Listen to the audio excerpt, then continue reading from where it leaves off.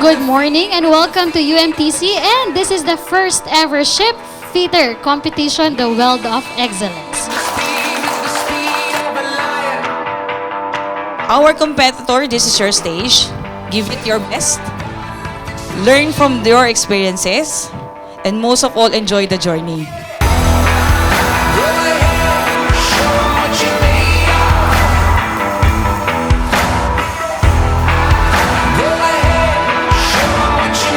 Today is about skill, passion, and drive to excel.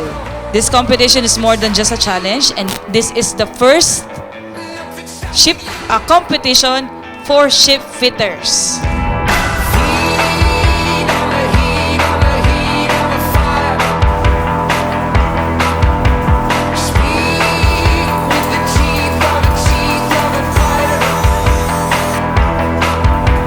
This event is more than a competition.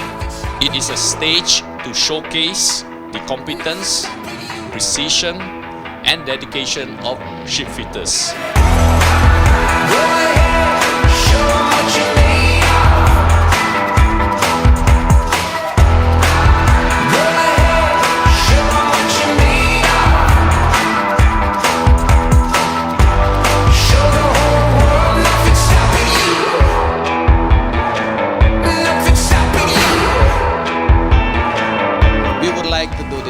Why? Because this does not only somehow show your skills, specifically on welding and lathe, but this to me elevates the profession.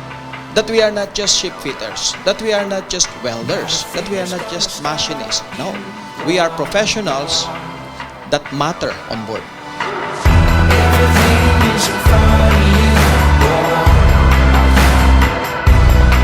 That's how important you are. And this is the reason why we would like to do this. For us to be able to show the world that ship fitters, that welding and machining skills matter.